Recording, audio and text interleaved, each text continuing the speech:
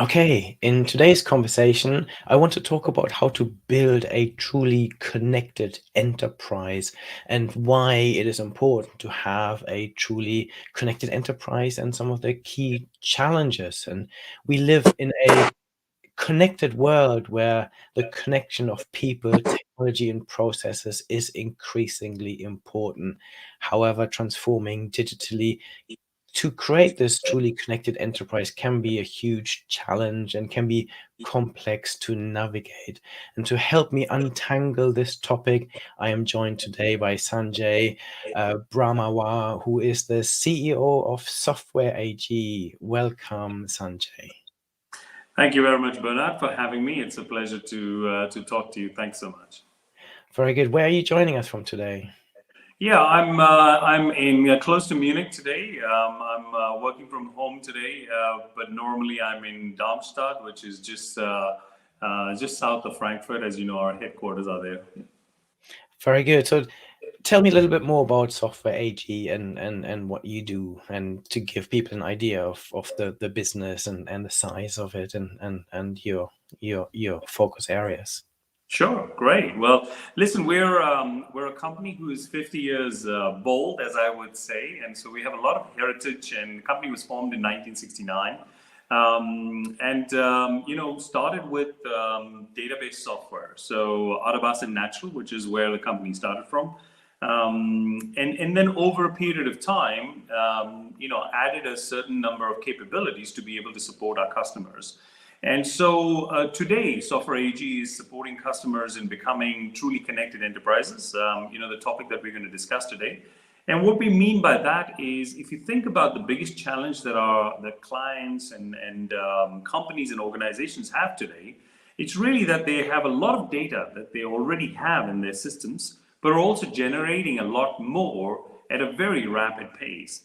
And for them to be able to run their businesses, to be able to differentiate, to be able to offer new value or great value to their own clients, they need to be able to tap into this data. They need to be able to really turn that data into insight, into value.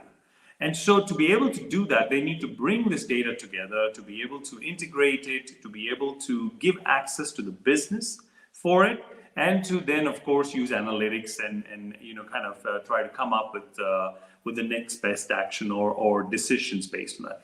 And so we're in the business of helping our clients to be able to integrate their applications, their clouds, whether it in their systems that are on-premise or on the cloud, and then be able to move this data in a free way so that they can offer it to the business to be able to do analytics on and take this. So that's the kind of business that we're. And we have three areas that we work on. One is hybrid integration, API management. The other area is business transformation, so really process mining, process management. And the third area is IoT and analytics. So that's in just a short term. In terms of size, we're about $1 billion in size and about 5,000 people. And we support organizations and customers in 70 countries. Very good.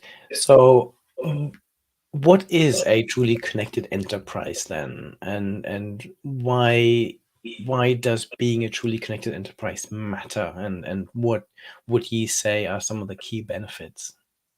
Yeah, I think in today's world, any organization that wants to be able to operate in an efficient manner, operate in a manner to be able to differentiate and win against competition, needs to think about how they are able to tap into data, as I said, right? And a truly connected enterprise is one that has the ability to move data in their disparate landscape. Everybody has a very let's say, disparate architecture, disparate landscape today, whether they have applications on-premise, private clouds, or public clouds. So the ability to bring this data together is what is meant by being a truly connected enterprise. And why does it matter? Well, it matters because if you think about it, just take a simple thing as if you are an automobile manufacturer, and you're selling cars.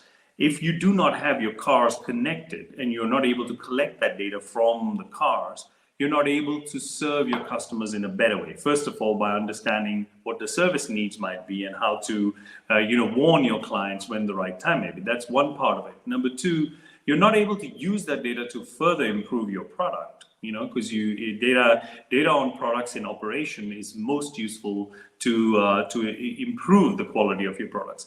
And then the third thing is, as more and more organizations move away from just products to actually offering services, they use this connected enterprise ability to be able to offer more services over the air, give more subscription-based services to the clients. And the only way to do that is by being a truly connected enterprise.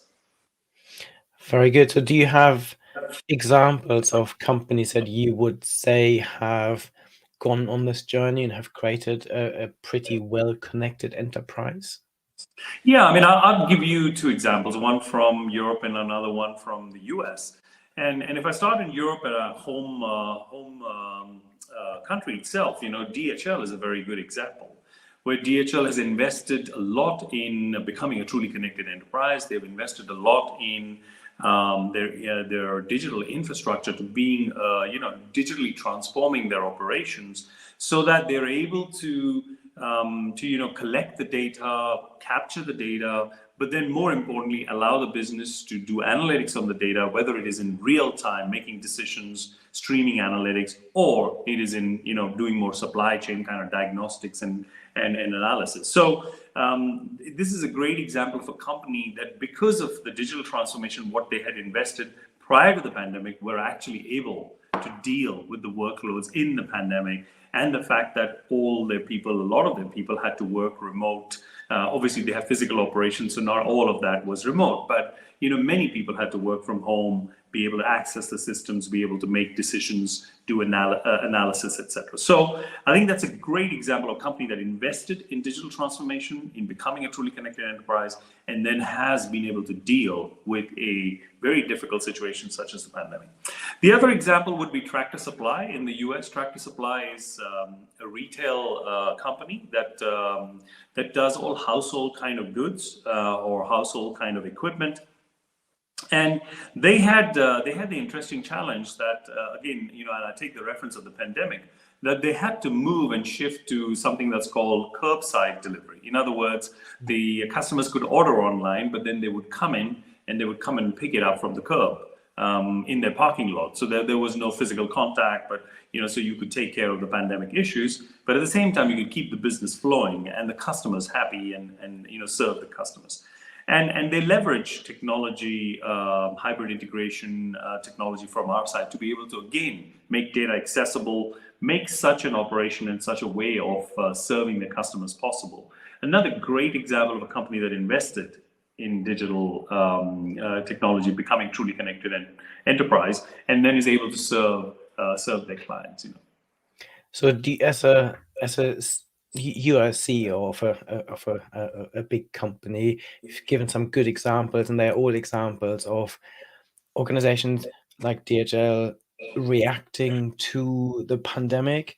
Do you feel that the pace of digital transformation that we've experienced, that was necessary because of the pandemic, that suddenly changed so many processes, people working from home, people having to think digital first? Do you see this continuing over the next few years? I would say, Bernard, the pandemic, as unfortunate as it was obviously for human lives and for the society, I would say in some ways it was a wake-up call to many, many organizations. There were many that had been postponing the need for digital infrastructure, for digital transformation. We'll do it next year, or we'll invest more next year.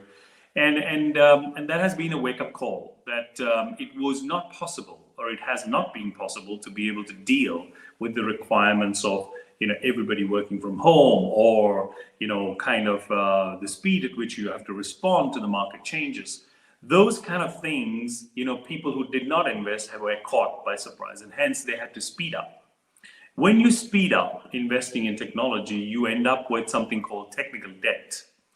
And what happens is you invest a lot of money, and you do activities that allow you to get to market quickly or deal with the problem. But at the same time, there's a lot of workload that's piling up that also still needs to be done and has not been implemented at the same pace. That's called technical debt. And so many of these companies are now dealing with the challenge of how to reduce their technical debt and bring that workload down. So I think, first and foremost, I think many companies realized they had no other option. Going forward, I don't see companies slowing down their investment in digital transformation. What I do see is companies actually dividing their spend into two buckets: critical, must have bucket, and the nice to have. And so if there are maybe some, kind of fancy analytics tools or some sort of application implementations which can be postponed or can be done a bit later, they will postpone that spend out. But the must have, the critical digital infrastructure spend, the hybrid integration, the data streaming, data analytics, or data integration, those kind of investments, they are not slowing down. Yeah, and then the example that you gave, DHL, I've had their chief people officer on this channel and on my podcast, and we talked about especially how they were able to transition into and tackle some of the challenges that the pandemic brought because they had the digital backbone already installed, and they could then transition into a working from home experience. Just out of interest, there's an interesting discussion going on around working from home at the moment, with Elon Musk saying people need to come back into the office. What's your view as a CEO? How do you see the future of work? I subscribe to the point that we are all human beings, and by the virtue of us being human beings, we crave for interaction and collaboration, right? So those basic instincts that we have of collaborating, coming together, celebrating, or working on challenges and feeding off each other's energy, etc., those things will not change. No pandemic can change that, and therefore we will continue to have that. However, I think the pandemic did teach us some lessons on efficiency and what optimal ways of working we can offer to our people.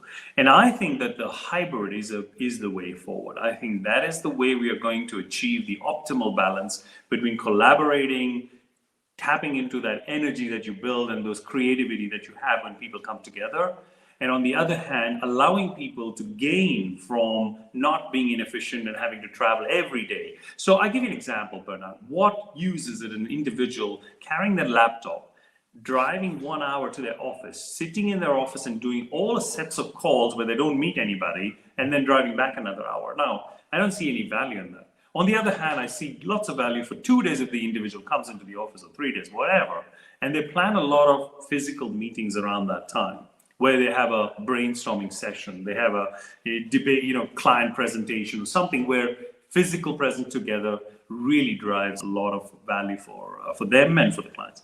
On the other side, I also think this hybrid creates better balance, private and work balance. Personally, I have experienced a bit of that. I have 2 young boys, 15 and 12.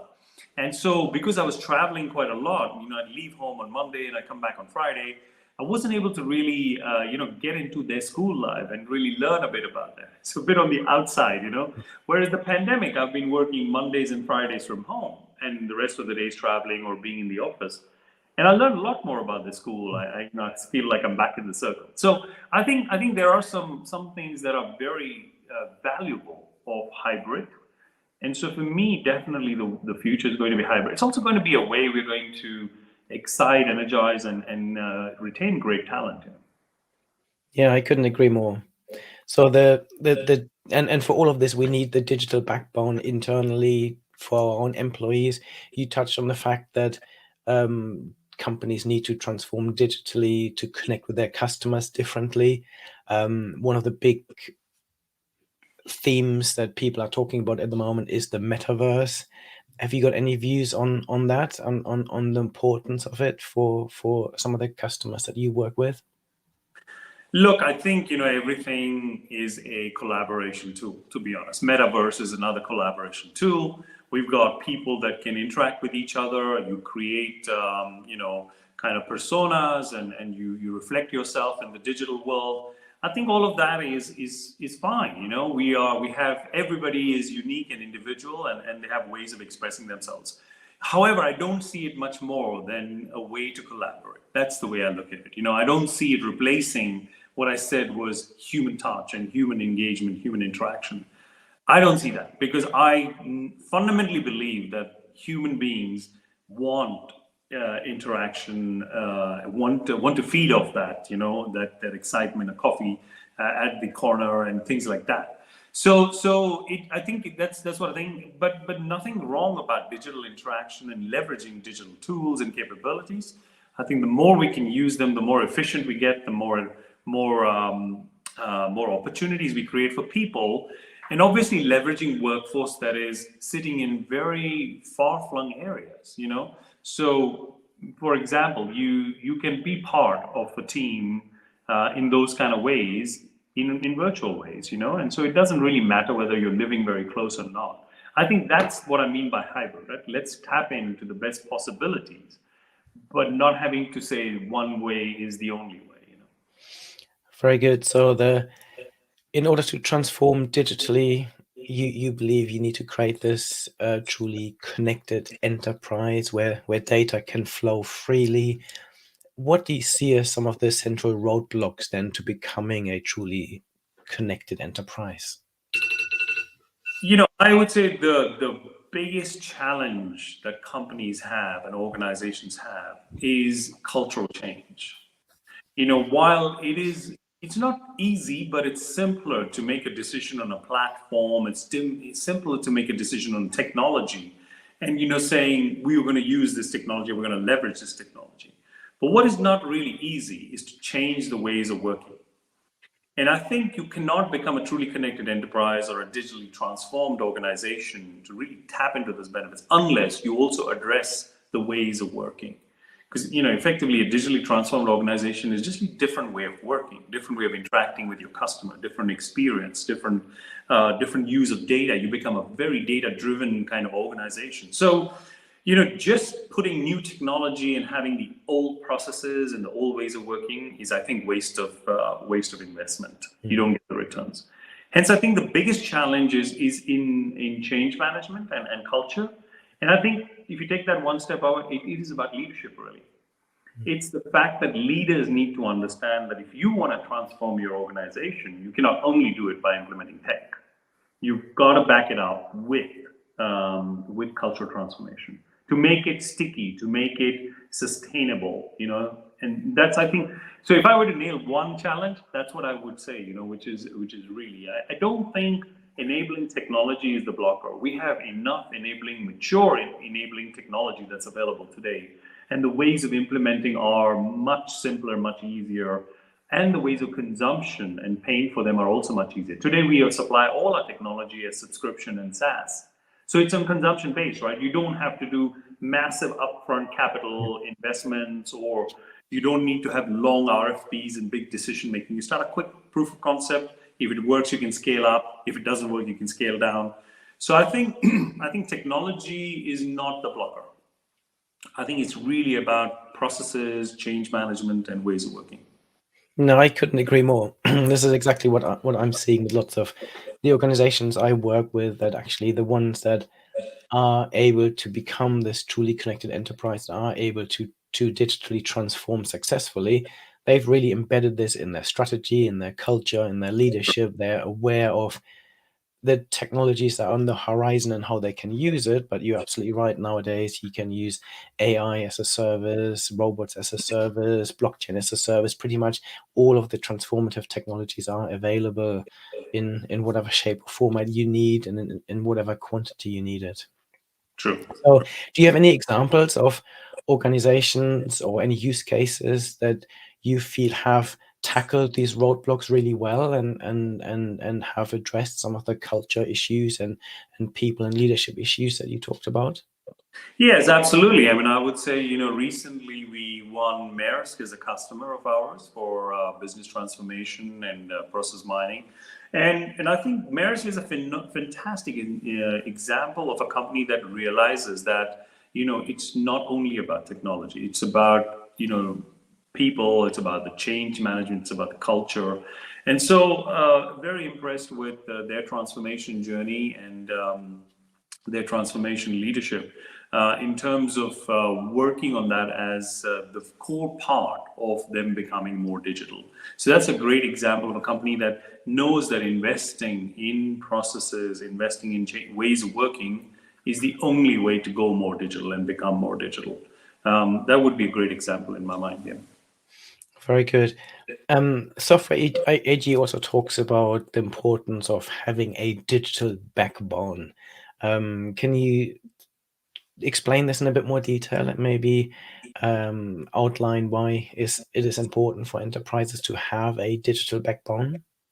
Yeah, no, absolutely. I mean, I think it goes back to the point around, to be more digital, you need to be able to tap into the data that you're creating in your app landscape. Whether that is again on-prem, private cloud, or even now at the edge. We have a lot more data that is created on edge appliances, edge assets, edge mobile equipment, or automobiles, etc.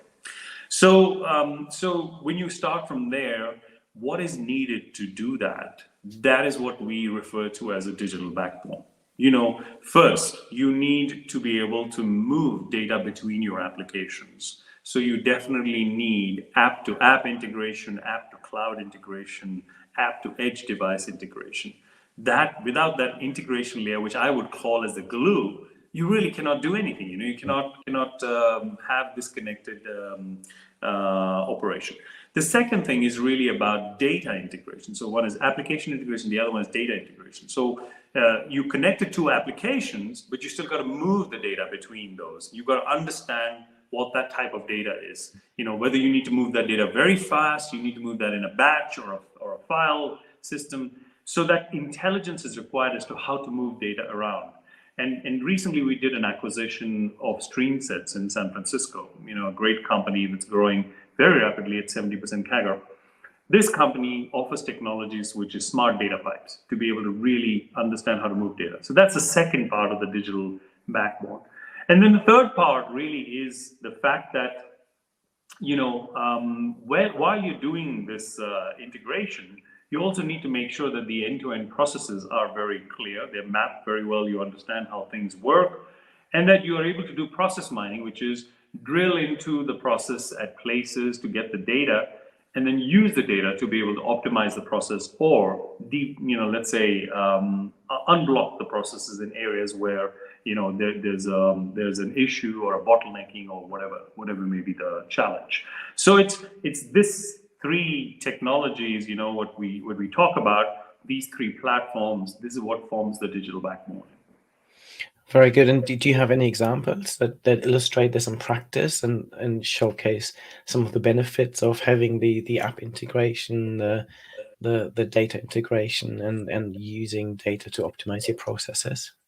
Yeah, I mean, I would obviously go back to the examples that I mentioned to you. So DHL would be a very good example where they leverage web methods for application integration. They use streaming analytics. They're also looking at their processes in the right way. Tractor Supply, as I also mentioned, was a similar kind of example. So both those examples apply to digital backbone thinking. Very good. So Software AG recently announced its Q1 earnings results, including results of the ongoing Helix transformation. Can you tell us a little bit more about that? Yeah, sure. Before I go to the Q1 results, what I would say is, Helix is our transformation to take the company from a company that wasn't growing for the last 8 years or so to a company that is now sustainable, profitable growth, but delivering value to our customers through in helping them become a truly connected enterprise, leveraging what I said is the digital backbone. So this strategy and this transformation journey is a 5-year journey. We're now stepping into the 4th year of the transformation. And we've made significant progress along the different dimensions of this transformation. We modernize our entire product portfolio to a cloud-native product portfolio. We are now very focused in the areas that we have just been talking about. We emphasize a lot on markets like North America, Germany, UK, France, Japan. So these are kind of key markets where we put a lot of investment in. We have shifted tremendously away from the perpetual old model of delivering software to subscription and SaaS. In fact, today, when we look at our recurring revenue, when we started the journey, it was around 55, 56% of the product revenue was recurring. Today, about 91% of our product revenue is recurring. So a massive shift in the type of company that we have become.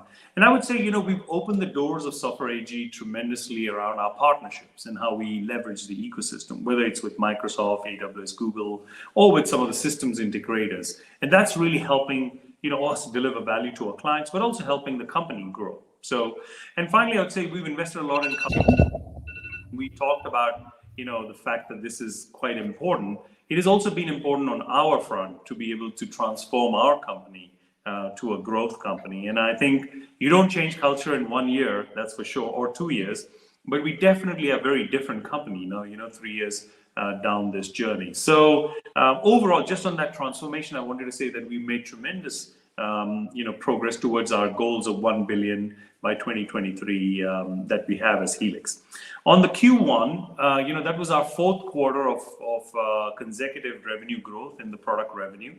And what that shows is that the transformation of going from perpetual to subscription SaaS, that shift, that going through the fish curve, that is now getting into the right growth direction for us. So our 4 quarters of consecutive growth on product revenue is very good.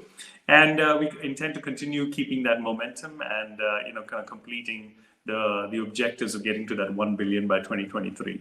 Now we're also sitting through and thinking through our next 5 years in terms of what would be the next North Star for the company and the next set of goals for the next 5 years. So that's where we are. Very good. So, and how do you help your customers becoming a truly connected enterprise? Our way of supporting our clients very much is to become a core part of their strategy, a core part of their ambition. How are they wanting to succeed, grow, support their clients? And so, with the clients, like the examples that we took, it is all about becoming an important part of their strategic ambitions and execution. So whether it is supporting DHL being able to deal with this phenomenal surge in volumes of transactions based on the pandemic, etc. Whether it's helping Tractor Supply and dealing with things like curbside delivery and changes, and again, very, very rapid scale up in growth of volumes. Whether it is to work a bit more on the sustainability side with customers. For example, we work with a company called Trailer. They're using our IoT technologies to reduce the carbon emissions of trucks in operations.